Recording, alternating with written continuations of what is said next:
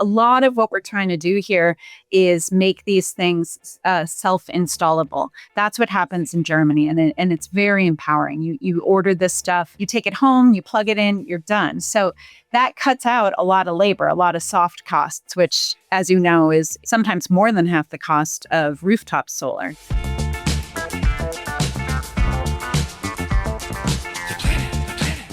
You're listening to A Climate Change. This is Matt Matern, your host. I've got a great guest on the program, Cora Stryker. I'm really excited to speak to Cora.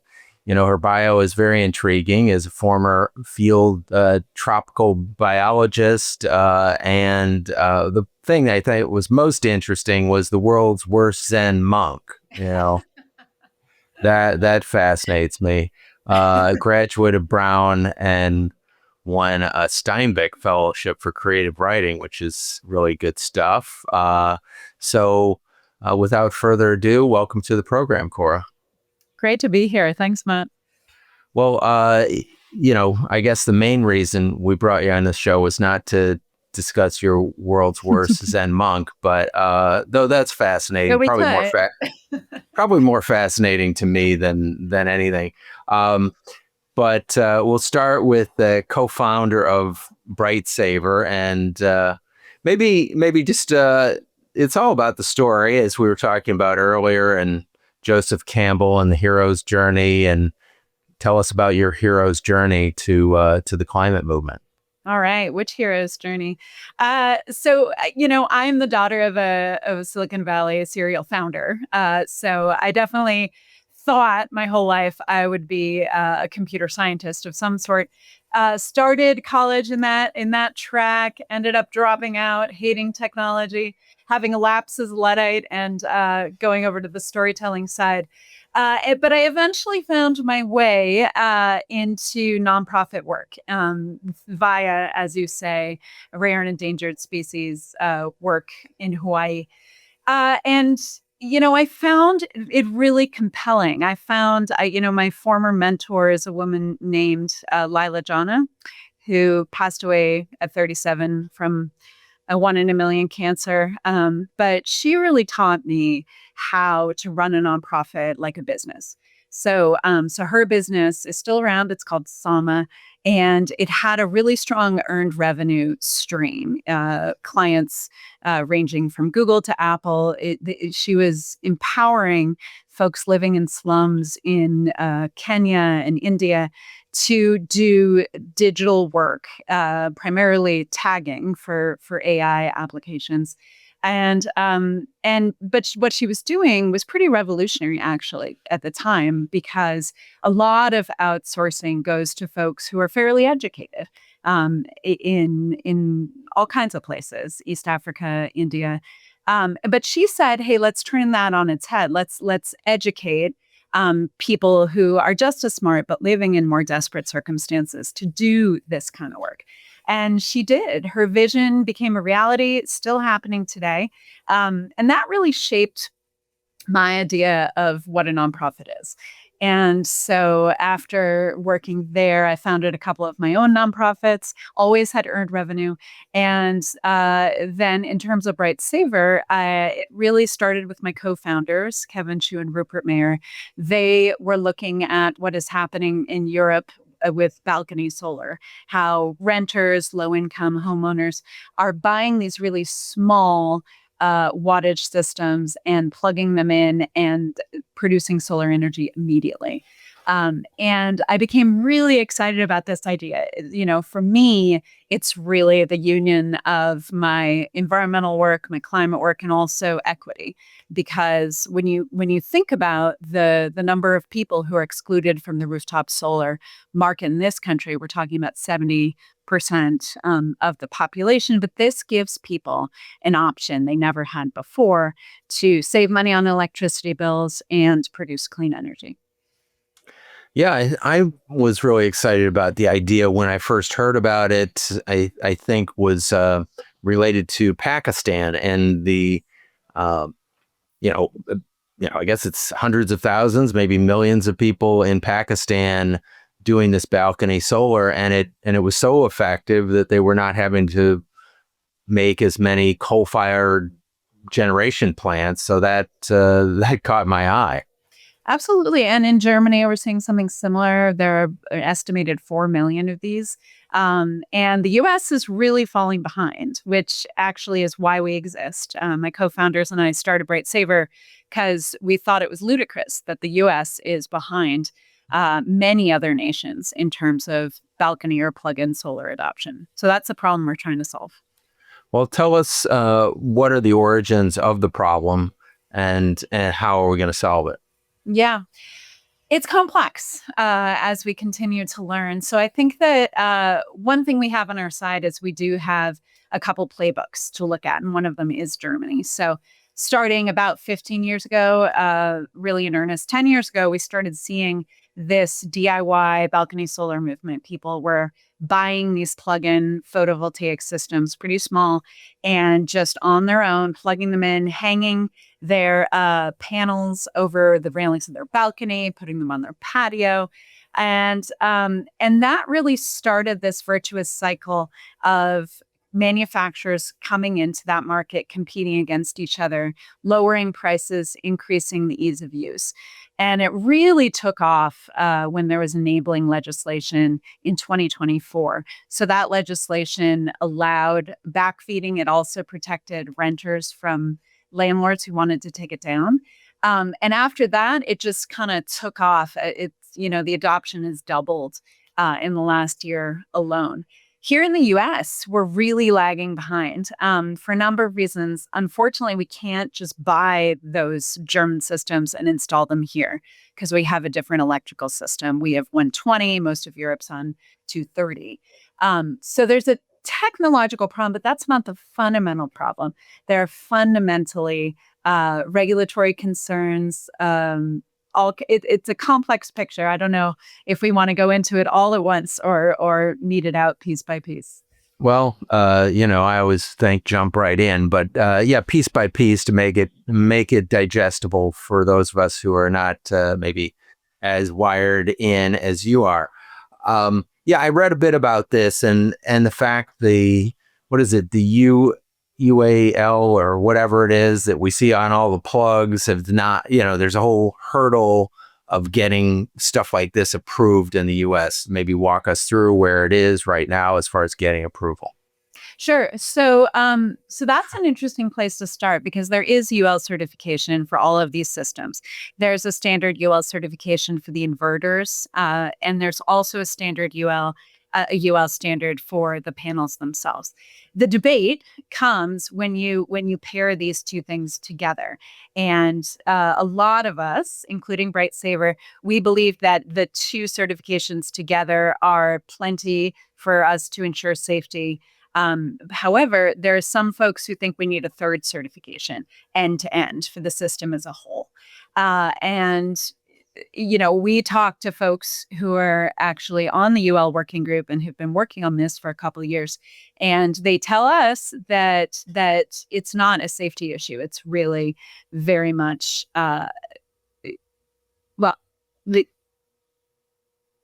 it's partly a safety issue, but it's largely a sort of messaging issue. There are manufacturers who are not coming in to the market because they're waiting for that end-to-end certification. Well, I guess I'm kind of befuddled by this, is that, Germany is seen by pretty much everybody as being a pretty solid manufacturing country and produces amazing manufactured goods from Mercedes to Porsche and, you name it, some of the most sophisticated stuff in the world. So I'm thinking that if Germany is approving this type of installation for years and maybe even decades, that, hey, it's been proven safe before. This isn't like a mini nuclear reactor or something. This is a pretty low-tech item. And then I guess the related question is, could states like California and other states just kind of approve these devices regardless of whether or not there is kind of national or US approval for a device like this? Yeah, absolutely. It's already started. So this year, Utah passed HB 340, And what that does is it essentially creates a new category for these small photovoltaic systems. They set the threshold at 1,200 watts. We think that's a pretty safe threshold. And what it says is below that wattage, you don't need an interconnection agreement. And you can also have small amounts of backfeeding to the grid. So the way we think of this is imagine that you have one of these small systems hooked up, you go out to lunch, but the sun keeps shining. So you may not be using all the electricity that you're producing, particularly if you don't have a battery. And so what will happen is you will send very small amounts of electricity back to the grid. Many states do not allow that. So what Utah does is it permits that, and it cuts out a whole piece of equipment that we have to use in California, for instance, to prevent that backfeeding. And that lowers the cost. The other piece is that here in California, we need an electrician to install that safe power meter, it's called, which will shut off automatically if you're ever producing more electricity than the house is consuming. So states absolutely play a role, and we see that as the future. We are working with two state legislators at the moment. Hopefully they will be announcing soon that they're working with us, and they're going to be introducing legislation in the next cycle. Because if the state approves this new category of photovoltaic systems, then we can get more manufacturers into the game. There's one manufacturer already selling in Utah, but one is not enough. We've talked to several of these manufacturers, and they're really waiting for a critical mass of states to permit this stuff so that they know they have a sizable market. Right. Well, California would certainly give them the sizable market piece. Yeah, you should talk to Senator Ben Allen, who's been on my program a few times, and is definitely a leader in environmental causes. I will sign him up personally as my state senator, that he should be behind this. He's been behind a lot of great things like the single-use plastic stuff. Well, tell us where you're at or where other states are at in this process. California isn't the only state in the union that has fairly, environmentally friendly laws and policies. Sure. Well, it's interesting. We live in California. We're California-based, Bay Area-based. However, we're told, and research has confirmed, that California might be one of the hardest states to make this happen in. And again, a complex picture has to do largely with unions who might oppose such legislation. A lot of what we're trying to do here is make these things self-installable. That's what happens in Germany, and it's very empowering. You order this stuff usually online, sometimes from a big retail store. You take it home, you plug it in, you're done. So that cuts out a lot of labor, a lot of soft costs, which, as you know, is almost half the cost, sometimes more than half the cost of rooftop solar. So we expect to encounter union opposition in California and other places as well.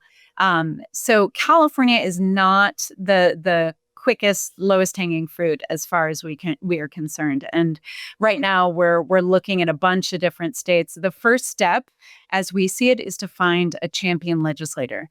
So I did an interview with Bill McKibben, who's absolutely wonderful. And based on that interview, the two state legislators saw it and came to us and said, "Hey, I want to do this." So we're working with them currently to craft legislation in their states, and working with grassroots organizations in their states to help pass this stuff, introduce it in 2026 and pass it. Well, I love the idea. I think it's it's one of those simple fixes that hopefully can make a huge difference. What's kind of the end game as far as in Germany? They've got 4 million installations. What kind of power has that created? Give us a kind of ballpark. Sure. I mean, it's estimated that it's about one traditional power plant that has not needed to be built. So it doesn't transform the clean energy landscape, but it is an important part. And I think, from my perspective, a lot of what we're doing too is we're empowering people. We're helping them lower their electricity bills. From my work in the climate nonprofit sector, we often talk about paying a green premium. For those of us who care about climate, will pay extra for a product or rooftop solar short term.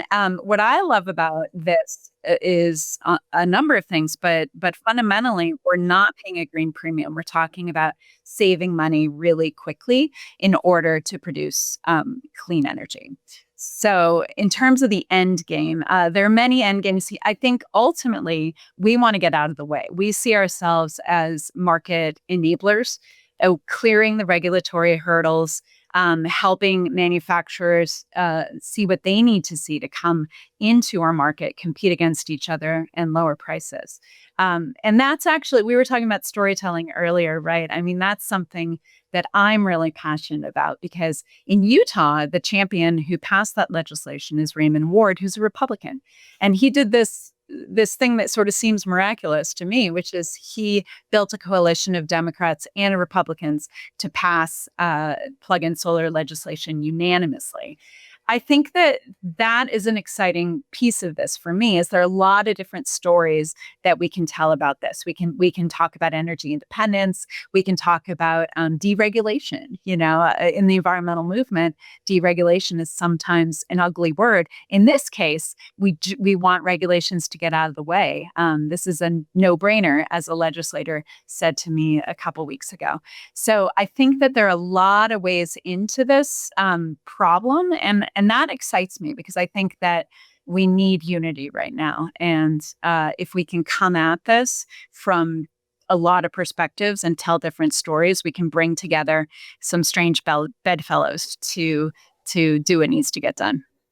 Yeah, it's an incredible victory. The unanimity and the fact that there was a Republican, leader of this proposition or this law in Utah is incredible, and it harkens back to what the origin story of the environmental movement in the United States back in the 70s. Clean air and clean water was passed with practically unanimous support of both parties, and everybody was behind it. This is apple pie and mom's whatever. I mean, this is kind of traditional stuff that we can all get behind. And I think it does start creating the story of this is something we can all agree on, which is really important to reframe the whole story of the environmental movement, which has kind of gotten hijacked in a way that's not really healthy for the environment or for our political scene as well.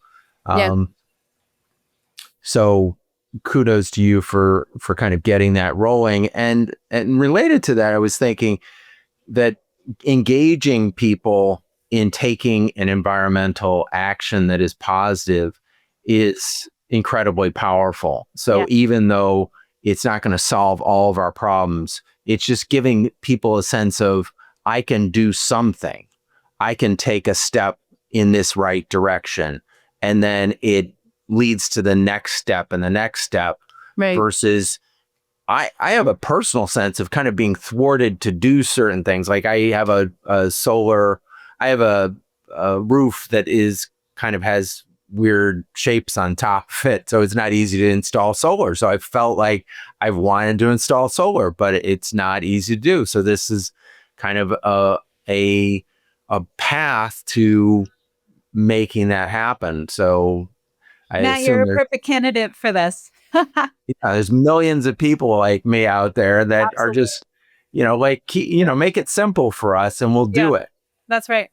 That's right. That's part of what we see and what we're fighting for. And I think too, I'm glad that you brought up the history of the environmental movement, because I think that I think about that a lot. And having worked in climate and nonprofits, I have had this sense for a long time, and I know a lot of my environmentalist friends feel as well. Kind of feels like we're Sisyphus. I mean, we this is before my time, but the environmental movement as a whole fought for the IRA for quite a long time, as you know, and then to see it disappear so quickly, and actually go the other way, like we're subsidizing fossil fuels. I mean, the madness is just mind-boggling. And I think that one thing I'm super excited about is that we've reached this tipping point where the clean technology has become cheaper. Solar, as you know, is the cheapest energy on the planet, full stop. But why isn't it, adopted more widely in this country? There are a lot of reasons, and we're trying to address those reasons one at a time and knock down all the barriers. Yeah, well, I appreciate that work. I guess going back to a point you just made, which is that the current administration kind of pulled the plug on a number of initiatives in the environmental movement. It raises kind of an issue of whether or not they had the authority to do it because Congress had voted for certain funds to be distributed. That's kind of the end of the story. Are they able to do what they're doing? That's a legal question. I don't know that I'm qualified to answer that. I mean, one thing I will say is that it leads me and a lot of my environmentalist friends, it leads us to this feeling of helplessness, this loss of control.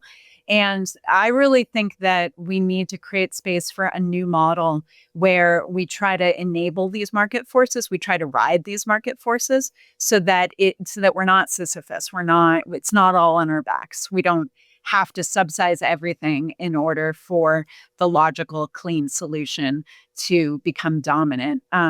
But there is sort of some resistance to overcome in the case of plug-in solar regulatory, and also the manufacturers not coming in and making it as easy as it is in Germany and Pakistan and other places. Well, I mean, from what you just said, I don't see why you're the world's worst Zen student, because that sounds very Zen. And I've been saying for a little while with the onset of this new administration that maybe a more Tai Chi type approach to them might be more effective than a full frontal assault. In that, hey, we just go around them, just go around the blockage and find, and talking to other people in this space, that's one of the things to be optimistic about, is that there's so many bright people out there working and creative people, and just, hey, you create around the stupid things that they're doing. Okay, you're going to do this stupid thing. Okay, we're going to find a way around it. You're not that smart, you guys. So we're going to outfox you. I hope so. We could talk about Zen for a long time, but I'm going to not go down that rabbit hole right now.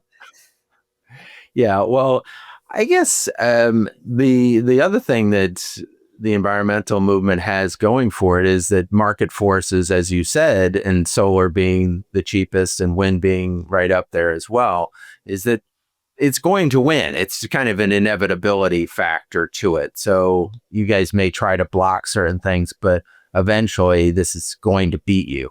Yeah, but speed matters, as you know, right? I mean, this took, for instance, in the case of plug-in solar, it took 10 years to ramp up in Germany. We don't have 10 years. We really, the damage that's going to be done in the next 10 years, if we let this happen organically, if we're passive, we're not okay with that. I know you're not okay with that either. So I really think there's a role for nonprofits to speed along these inevitable processes, as you're saying. And that's what we're trying to do.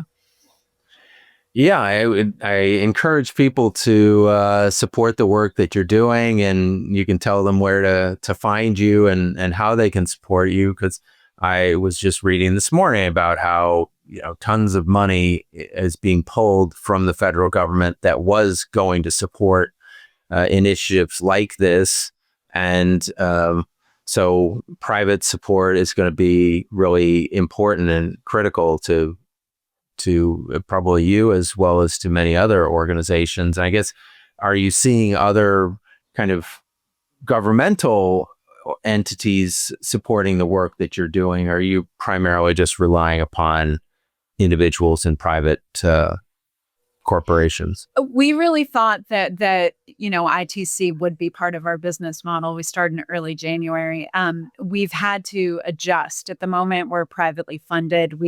Our goal is to keep prices as low as possible to serve as many people as we can.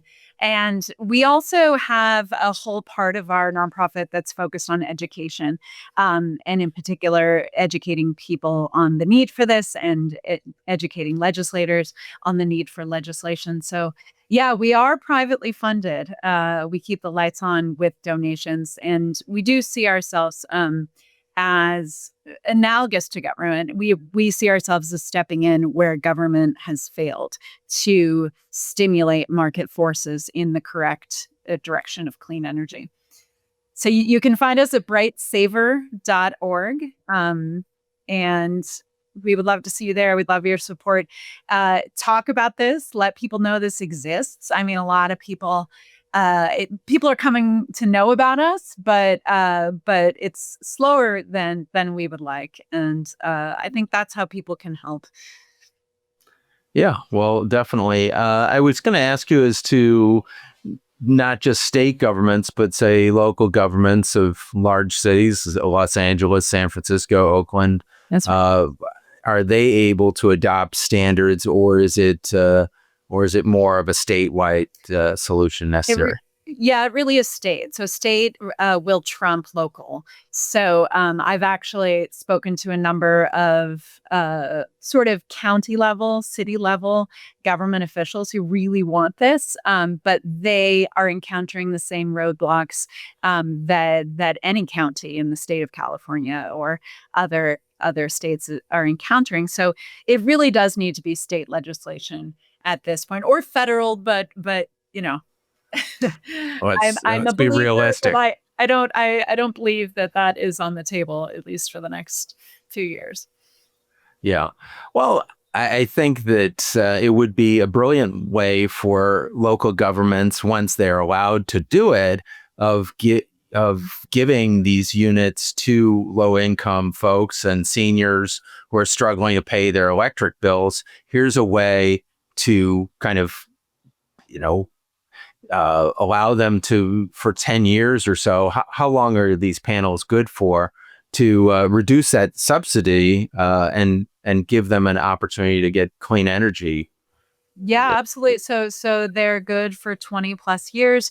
And yet that's one of the visions we have is we think that many more people can be served with these small units than traditional rooftop systems.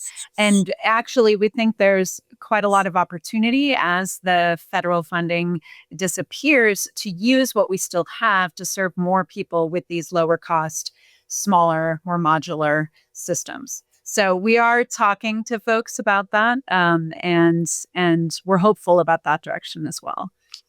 Okay, well, I appreciate the great work that you're doing out there. Any other things that you're working on that you'd like to tell people about? I have paused writing my novel about Atlas, who tricks Hercules into holding up the world and comes down to help save us from climate change. But someday I might get back to that novel. That sounds like a good one. And maybe what you're doing right now is kind of the personification of that story. So good work on that front. Thank you, Cora, for being on the show. Everybody check out BrightSaver and follow them and donate to them. Give them some funds to do the great work that they're doing, because clearly this is important work. I think that it's giving people the pathway to take an important first step to energy independence on a personal level, which I think supports the whole country and the whole planet moving in the right direction. Thanks, Matt. This has been great. And I think it gives people hope as well. It's not totally out of our control. We can be empowered to do something about climate, even in this very climate unfriendly federal government environment. Indeed. Yeah, one step at a time. So as my friends in the Tao say, a journey of 1,000 miles begins with a single step. So here it is. So let's take the first step. That's true. Let's take it together.